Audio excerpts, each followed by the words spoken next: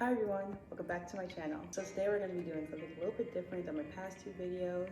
Today I'm going to be telling you a couple of my favorite anime right now and showing you my pride and joy, my manga collection. So without further ado, let's get started. So collecting manga actually began as a little 2020 quarantine pandemic way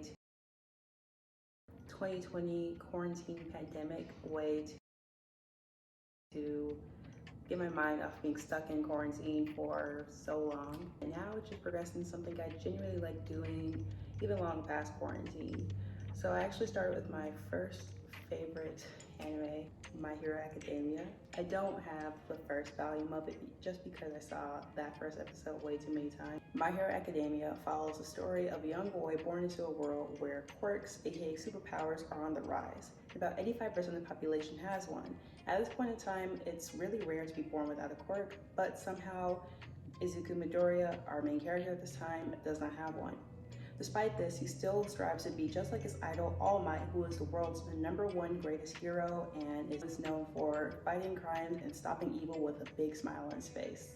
Throughout the story, we learn about the trials and tribulations and what exactly it means to become the world's #1 hero. Along the story, we learn about Deku's classmates and their personal trials and tribulations in becoming the greatest version of themselves. I like this manga and anime because it really shows the trials and tribulations that it takes to become the best version of yourself and how many setbacks one can take with also be able to have so much personal growth.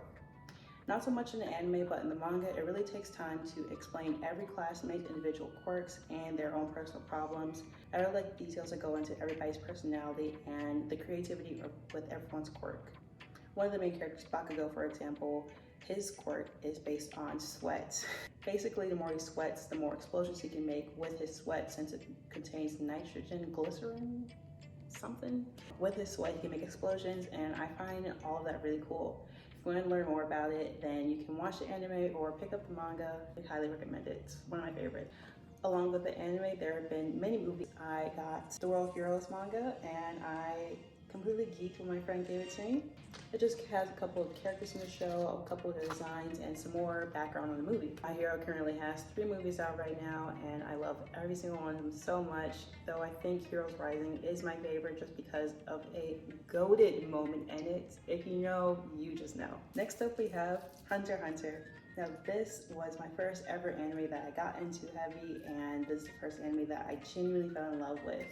This is from a very later cover in the series. I don't actually have the first couple, so I'm working towards that. I'm trying to collect the ones after the anime ends because that's just a long story in itself. Though it doesn't look like it, hunterxhunter follows the story of Gone Freaks, him on the left, and his best friend Kjugo. Another story of putting yourself to the test to attain the greatest power. Another shonen anime and manga. There's 2 versions of it out. I think it's the 1999 version and the 2011 version. I watched the 2011 version and it was genuinely amazing. I really think it's a masterpiece of its own. Honestly, you just feel for the kids in the show because they just go through so much, and through, it is a story of friendship between Gon and Killua and all the amazing people they meet along the way to help them reach their goals. I really like this manga and anime because not only does it follow an amazing friendship between this iconic duo, it also follows the hardships that they both have to face. They both come from very different lives and both facing their own journeys and their own paths. I really recommend this one too,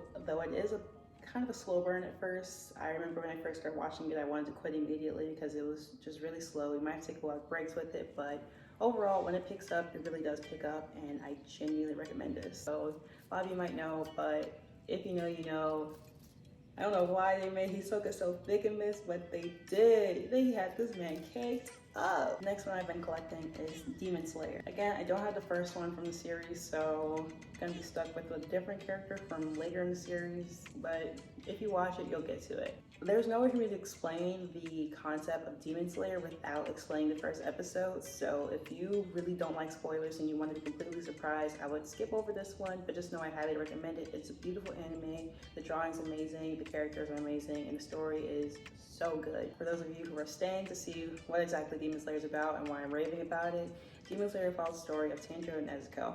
Tanjiro, we see him selling charcoal for his family to make a small living for them. They live a peaceful life in the mountains, but one day after Tanjiro comes back from selling charcoal, he finds his whole family slaughtered. The only survivor in his family is his sister Nezuko, who actually got turned into a demon herself. Now Tanjiro must join the Demon Slayer Corps in order to find a way to revert Nezuko into her human self so that she can live a normal, peaceful life with him. I like the story because it's genuinely beautiful. You could really tell that the graphic designers in this anime really took their time designing every single scene. Manga, super good. I really like the story in it, all the twists and turns. These kids never get a break. Kids meaning that Tanjiro actually meets some more companions along the way, which I won't spoil. I really think their intros are good enough for themselves, so I'll let you find out who he meets with. This is one of the guys in the Demon Slayer Corps we see later on in the series. Overall, I really recommend this one. This one also has a movie out. You have to see season 1 in order to understand really what Infinity Train is about. Another example of how beautiful this show is, in the sense that, like I said, the graphic designers in this show really took their time writing out every single detail. I swear, I could watch this just for the visuals alone. This is a newer one that I've been collecting, Spyxfamily. I've actually had a lot of people recommend me this before I even knew what it was about, and now it's being animated right now, which is amazing. I love this one so much. In Spyxfamily, we see Lloyd Forger, the man on this cover right here. Lloyd Forger is a spy. In order to complete his next mission, which is to stop a war from happening, he has to get closer to the mastermind behind it all, which is Desmond. Coincidentally, Desmond's youngest child goes to a very prestigious school, but in order to get to the school, you have to have a prestigious family, so long story short, Lloyd has to make a family. He finds little girl Anya and his wife Yor. They're all hiding something but portraying being the perfect family in order to see if they can get into the school. Overall, I really like this manga. I really like the anime too. I like what they're doing with it. I only have 3 volumes of the manga, but from what I've seen so far, it's genuinely so funny. I like all the characters so far, and it's very wholesome, even though the concept seems a little dark with everybody hiding something from each other. The way that they play it out, it's great, it's amazing, and you can tell that even though they're a fake family, they really care for each other. Another one of my favorites, Jiu Jitsu Kaizon. I again don't have the first one, but I do have the prequel, which is also animated right now. If you want to check that out, I highly recommend it. You don't need any background knowledge to know what this is or what's going to happen. I think it's great in itself, and it gives a lot of background to the show before you even start. Jujutsu Kaizon follows the story of Itadori Yuji, who is a normal high school student until he swallows the finger of a cursed spirit, thus embodying this cursed spirit and becoming part cursed spirit himself. From here, he ends up attending Jujutsu High, where we find his other classmates who are all training to become professional jujutsu sorcerers. The fights in this show are genuinely so good. This is another shonen manga anime. That's one reason I really like it. Even though it's so dark, it has a lot of light themes too. I think that the characters are made to be really goofy when they have downtime to be goofy, and it's really nice to see in contrast to such intense themes. A lot happens in the show in such a low amount of time. If you don't feel like reading it, I highly recommend watching the anime. My last manga that I have been collecting is The Way of the Househusband. The Way of the Househusband follows ex-Yakuza member Tatsu and his daily house husband activities, which include making dinner, cleaning the house, helping an old Yakuza member make boba out of a truck, things of that nature. Nothing crazy happens in the show, but they take the most ordinary moments and they make it so drawn out, so unpredictable, so wild. I really do find this really funny. It's also very sweet. It's very lighthearted too. There's no serious fighting happening here. That concludes my manga collection. On to my top favorite anime that I've been seeing lately. So I'm not going to talk about the anime that my manga is from, just because I kind of talked about it before. I don't want to be doubling up, so these are going to be 3 different ones. My first favorite one is Toilet Bound Hanako-kan. In this anime, we follow the story of Yashiro Nene as she's trying to seek supernatural help to get a boy to have a crush on her. And in her school, there are these things called the 7 Wonders. The one that can help her happens to be one of the wonders. Her friend tells her about the story of Hanako-kan, which states that if you knock on her stall in the bathroom a couple times and you call her name out, she'll come out and she'll help you with whatever you want for a price. Yashiro Nene goes to stall, knocks on the door, and out comes Hanako. But the gag is, Hanako's a boy. Hanako's a little pervy, so it's completely 180 from what she thought. She asks for Hanako's help, Hanako helps her, but it goes completely different than how she expected it. This story follows Yashiro Nene's adventure into finding out who Hanako is, along with the help of a later character down the line. I really like this. It's really short, it's only 12 episodes. I watched it in 2 days, which I never do. I don't binge stuff, so it was really good, to say the least. The drawing style was really different, so I like that about it. And overall, I like the story. It was very unpredictable, and it was interesting learning about the other 6 wonders, aside from Hanako. Overall, a really good watch. Another anime that I've seen recently that I absolutely enjoyed so much was Great Pretender. Great Pretender follows the story of Makoto Edamura, who is a scammer to the T. After one scam goes wrong, he ends up on a flight back to the US with one of the main characters, Lawrence, who is also a fellow scammer and takes Makoto for a ride.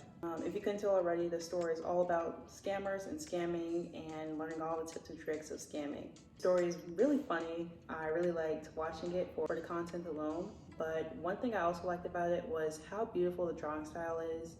I really liked the pops of color and all the different scenes that they've used. Another thing I liked was the story of the character arcs. This is one anime that really took its time to explain each character and explain most of their background to help you understand why they are the way they are today. It's a little bit longer than Toilet Bound Hango-kun. It has a couple seasons too, but they're all really short. The last anime that I've seen recently that I really liked was Monthly Girls Nozaki-kun. This is not your average love story. It's very cutesy though, but it doesn't end the way you expect it to.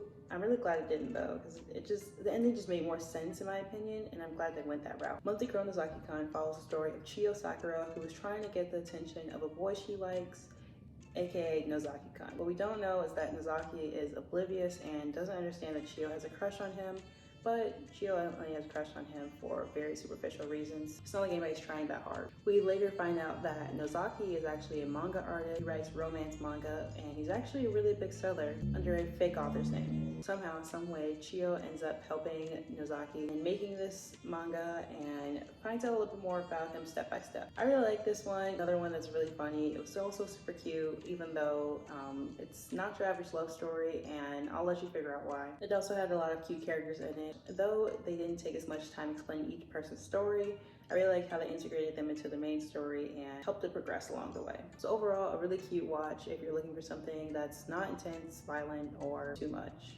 So that's gonna do it. Thank you for watching my manga tour and listening to some of my favorite anime that I've seen recently. If you like this type of videos, please let me know in the comments below, and I'll definitely make more. I would love to update you all on the manga that I get and the anime that I've seen.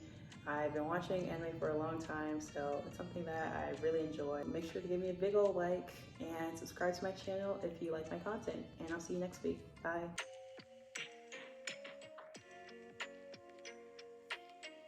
I don't know how to explain these things, just good.